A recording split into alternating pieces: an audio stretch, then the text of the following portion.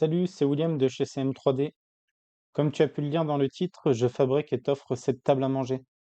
Mais ce titre aurait pu être je transforme et t'offre ma table de salle à manger. Cette table est la première que j'ai fabriquée. À ce moment-là, je n'avais pas encore mon atelier de menuiserie. Avec les années qui passent, quand je la regarde, je lui trouve plein de petits défauts. Mais c'est aussi plein de souvenirs qui me reviennent, comme des anniversaires, des repas en famille et des Noëls. Pour tout vous dire, j'ai ressenti beaucoup de nostalgie lorsque j'ai commencé sa transformation. Mais bon. Mettons un point final à ce moment d'émotion pour entrer dans le vif du sujet. Cette table est et restera après sa transformation dans un style industriel. La structure est en acier et le plateau est en frêne massif. Avant sa transformation, elle mesurait 2,30 m par 1 mètre. Après sa transformation, elle mesurera 2 mètres par 1 mètre, soit une table pour recevoir confortablement 8 personnes. Pour cette transformation, j'ai voulu utiliser le plus de matières premières possible. J'aurais pu fabriquer quelque chose de plus tendance comme des pieds Mikado, mais cela correspond pas à mes valeurs de consommation responsable. C'est pourquoi j'ai décidé de retirer la partie tombante avec les queues d'aronde et d'utiliser l'intégralité de l'ancien piétement pour fabriquer le nouveau. Comment dire? Ce plateau pèse une tonne. Habituellement, travailler seul comporte plus d'avantages que d'inconvénients, mais dans ce genre de situation, une aide extérieure serait la bienvenue. Avec les années et les variations d'humidité, le plateau à travailler et présente deux fissures. Plusieurs solutions s'offraient à moi pour arranger cela. J'aurais pu couper le plateau en amont pour le purger de tous ses défauts. Le problème avec cette solution, c'est que je me serais retrouvé avec un plateau de 1,80 m par 1 mètre. Et cela m'embêtait beaucoup, car je voulais vous offrir la table la plus grande possible. C'est pourquoi j'ai décidé d'utiliser des inserts papillons pour stabiliser ces fissures. En plus de les stabiliser, je trouve que cela apporte un côté plutôt esthétique.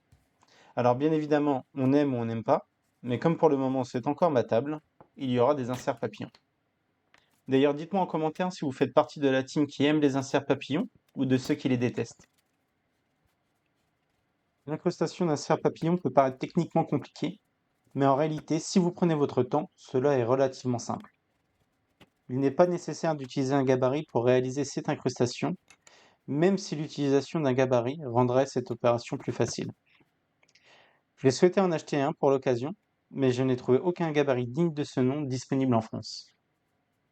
J'utilise du double face pour placer l'insert à son emplacement définitif. Comme vous pouvez le voir, je prends quelques instants pour trouver le meilleur emplacement possible. Une fois positionné, il ne reste plus qu'à effectuer un traçage méticuleux à l'aide d'un tranché.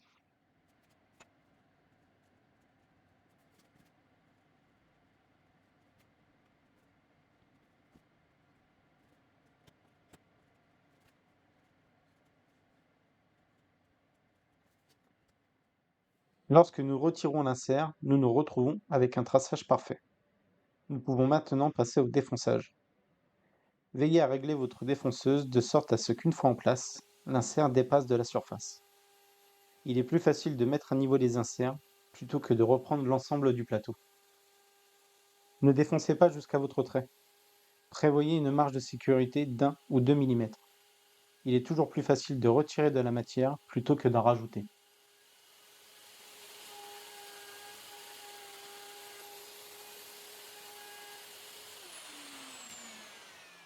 Une fois le défonçage terminé, nous pouvons commencer l'équarrissage. Pour cette étape, j'utilise plusieurs tailles de ciseaux à bois.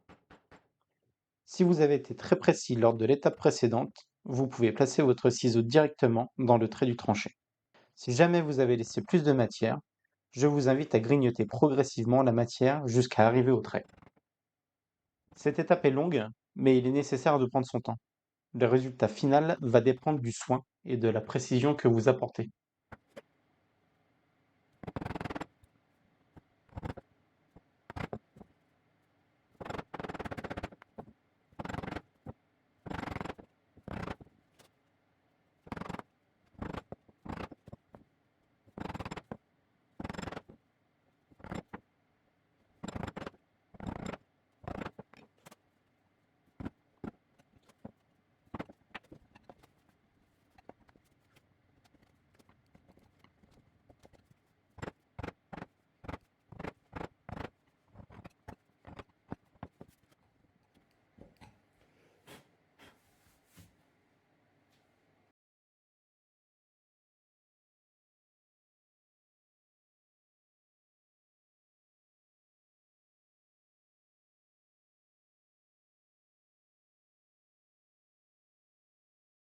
J'applique volontairement une grande quantité de colle. L'idée est qu'elle vienne remplir les espaces vides lorsque je vais placer les inserts dans leur emplacement.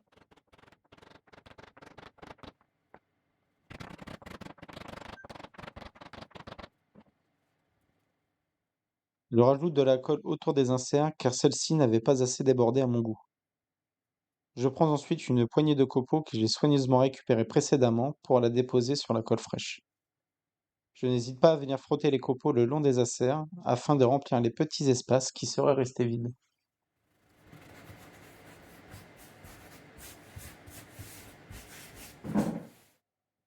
Après 24 heures de séchage, je peux maintenant passer à la mise à niveau des inserts. Pour cela, j'utilise un rabot de paume. Cet outil est parfaitement adapté pour ça.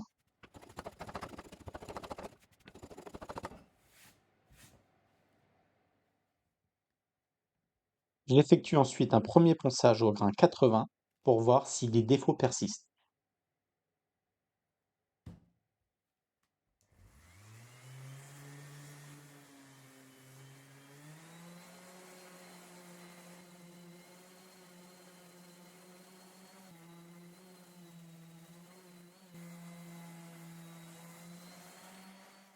Le résultat de cette incrustation était plus que satisfaisante, mais j'aime que mes finitions soient les plus belles possibles. Après ce type d'incrustation, il reste toujours des microcavités qui n'ont pas été bouchées par la colle et les copeaux. La meilleure solution pour boucher ces microcavités est d'utiliser une colle avec un accélérateur. Cela permet d'avoir un rendu parfait. Je suis très satisfait de cette colle. Je l'ai utilisée pour coller toute une série de décorations de Noël que vous avez pu apercevoir en arrière-plan. Si vous le souhaitez, je vous mets un lien en description.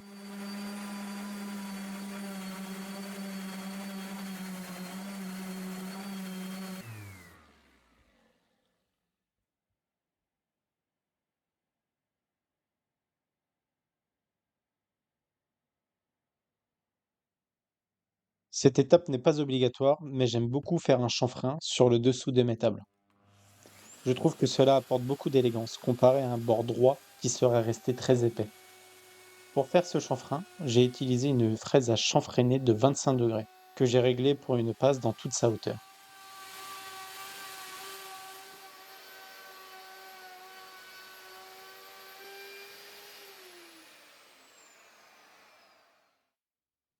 Je ne vais pas m'attarder sur la partie ponçage, mais au global, le ponçage de ce plateau m'aura pris environ 6 heures, en commençant du grain 80 jusqu'au grain 180. Jusqu'à présent, j'ai fait le choix d'acheter mes disques à poncer en grande quantité à un prix raisonnable sur Amazon. Je vous mets un lien en description. Et vous, quel papier à poncer utilisez-vous?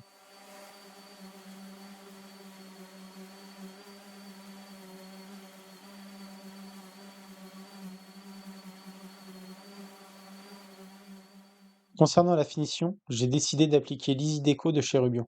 Cette huile permet de garder contact avec le bois tout en mettant en valeur chacune de ses veines, contrairement à une finition vernie qui donne un effet plastique et qui a tendance à jaunir avec le temps. J'applique simplement cette finition à l'éponge pour ensuite essuyer l'excédent avec un chiffon blanc.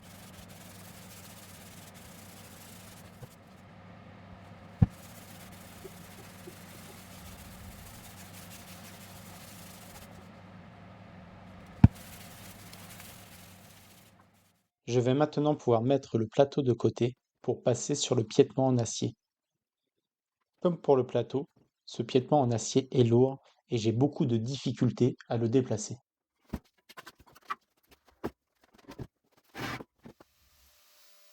Je commence par couper le piétement qui était sous les queues d'aronde.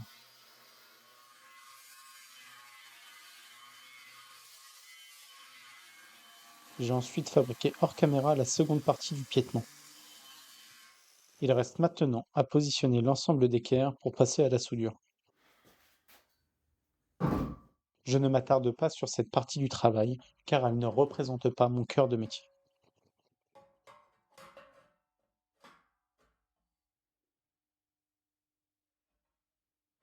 Pour l'ensemble des soudures, j'ai utilisé un poste à souder à l'arc avec des électrodes de 2,5 mm réglées à plus ou moins 80 ampères.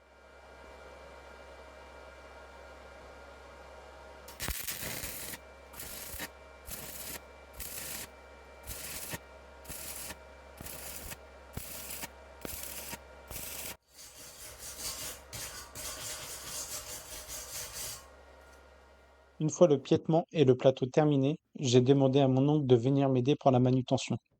J'ai pour habitude de me débrouiller seul, mais il m'aurait été impossible de déplacer ces éléments sans les abîmer. La dernière étape du projet consiste à préparer la fixation entre le piétement et le plateau de table. Pour ce faire, j'ai choisi d'utiliser des inserts filetés. Ces inserts permettront d'avoir une fixation solide sans risque d'arrachement. Encore une fois, je vous mets un lien en description.